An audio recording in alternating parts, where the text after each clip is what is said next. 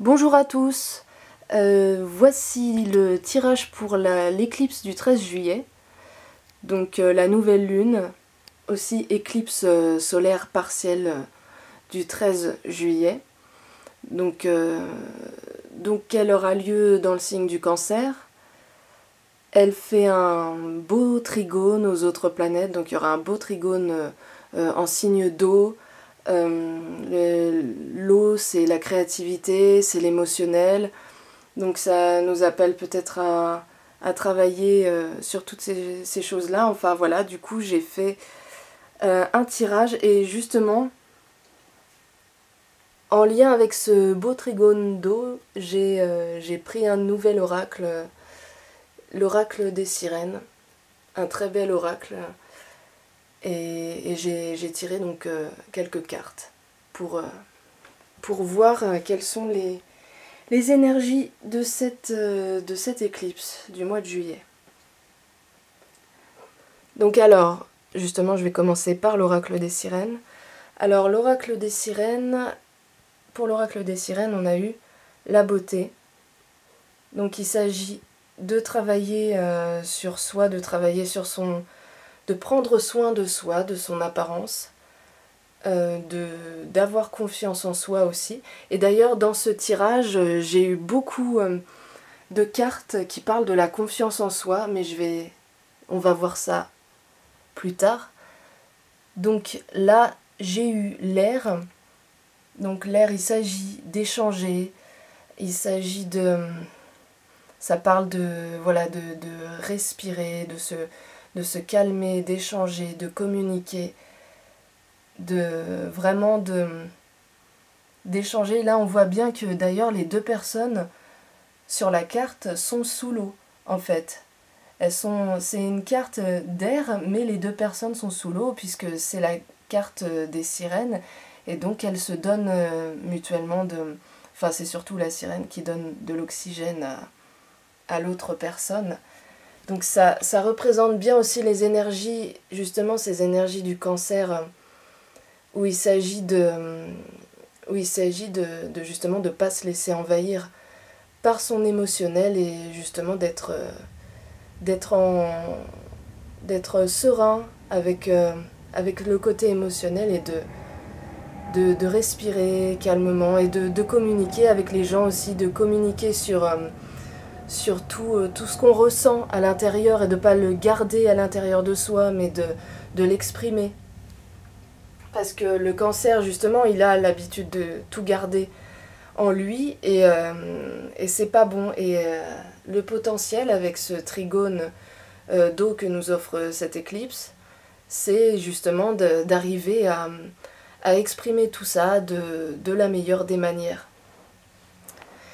Et justement, en dessous, on a vent et marée, donc on voit bien que sur la carte, la sirène trace un cœur, donc on voit qu'elle est dans ses pensées, qu'elle pense peut-être à quelqu'un et donc qu'elle est peut-être un peu en souffrance et ça nous ramène de toute façon, ça nous ramène encore une fois à l'émotionnel, à guérir ses blessures et à pas se laisser envahir, par ses émotions et à se faire confiance, à s'affirmer, à prendre soin de soi. Là, alors, dans le petit tarot de Marseille, j'ai eu l'empereur. En fait, j'ai eu le mat. Alors, le mat, il avance, mais il ne sait pas trop où, il est un peu perdu. Il est un peu dans le flou, il avance, mais il ne sait pas dans quelle direction. Et l'empereur, lui, c'est une figure d'autorité, donc avec le soleil en plus, ça parle bien d'ego, ça parle bien de créativité, de sentiments, d'affirmation de soi aussi.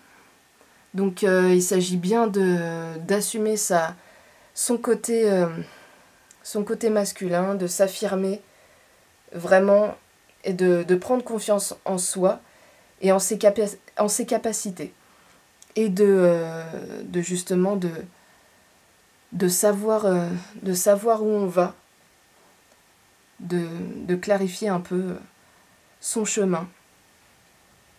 Et juste en dessous, alors là, j'ai encore une fois la reine des Unseelie, et je sais toujours pas comment ça se prononce. Voilà, la reine des Unseelie, bon, voilà. Et donc qui nous parle aussi de confiance en soi, peut-être aussi d'orgueil.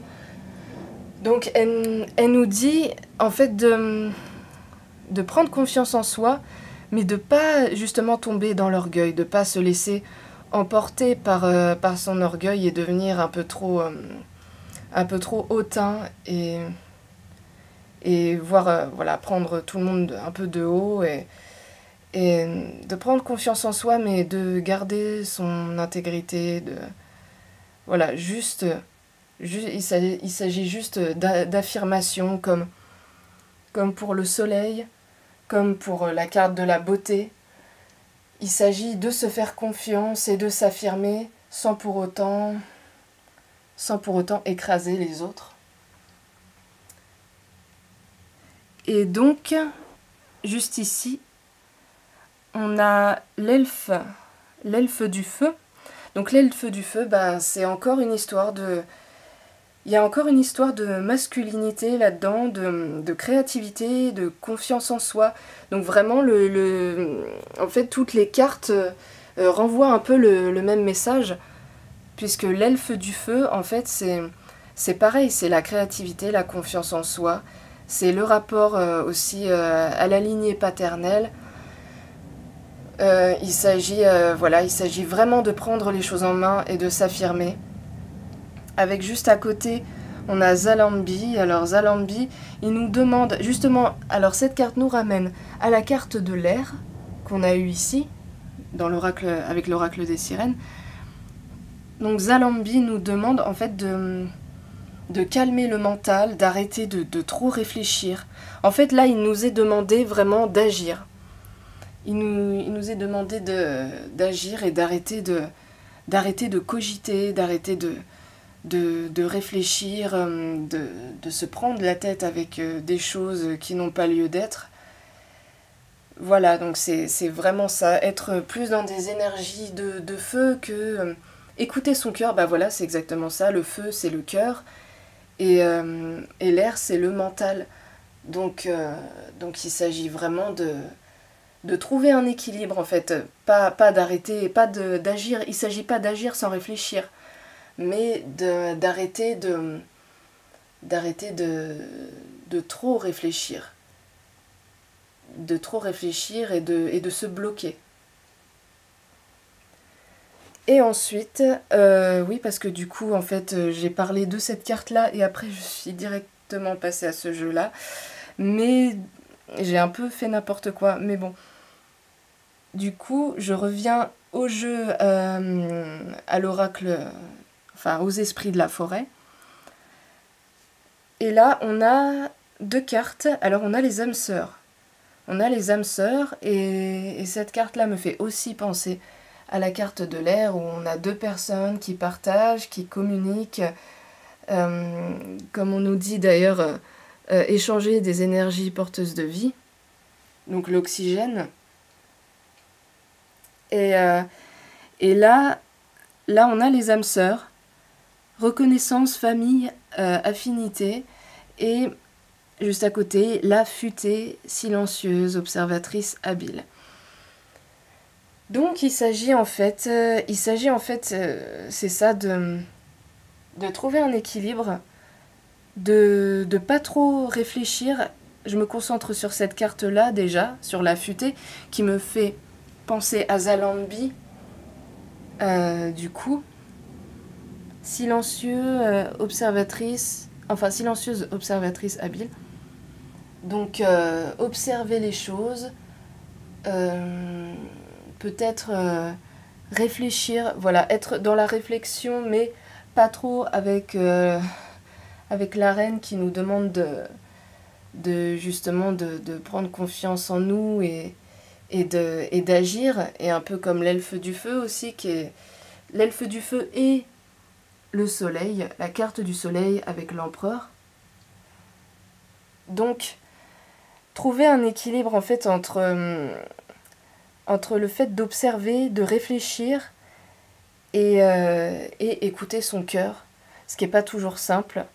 Donc la futée, elle nous demande en fait de nous calmer, de bien observer la situation avant d'agir, mais malgré tout, de pas trop se perdre dans des réflexions inutiles qui pourraient nous empêcher d'agir et du coup d'écouter notre cœur. Et à côté, justement, les âmes sœurs. Les âmes sœurs, alors peut-être que certains d'entre vous auront des choses à régler dans leur famille ou dans leur couple, justement, parce que le cancer, le signe du cancer, c'est la famille, c'est les émotions, donc peut-être que justement il y aura des choses à régler, il faudra parler de certaines choses, ça va être important justement de trouver la bonne manière de dire les choses. Et la carte des âmes sœurs, ça me fait aussi penser à des rencontres. Donc il est fort probable aussi que certaines d'entre vous rencontrent des âmes sœurs en cette période d'éclipse. Il est possible que des personnes, qu'il y ait des rencontres d'âmes sœurs pendant cette période. Voilà, comme c'est une période très forte en énergie, les éclipses, c'est des périodes très fortes en énergie, donc ça peut amener aussi des rencontres importantes qui peuvent influer sur l'avenir. Voilà ce que je peux vous dire sur cette prochaine éclipse, sur cette éclipse du 13 juillet, dans le signe du cancer. Voilà, donc j'espère que ça vous aura parlé, j'espère que vous avez compris le message que j'essaie un peu de faire passer avec les cartes, tout ça. Et puis je vous retrouve pour une nouvelle vidéo des énergies ou une vidéo relationnelle très bientôt. Voilà, au revoir.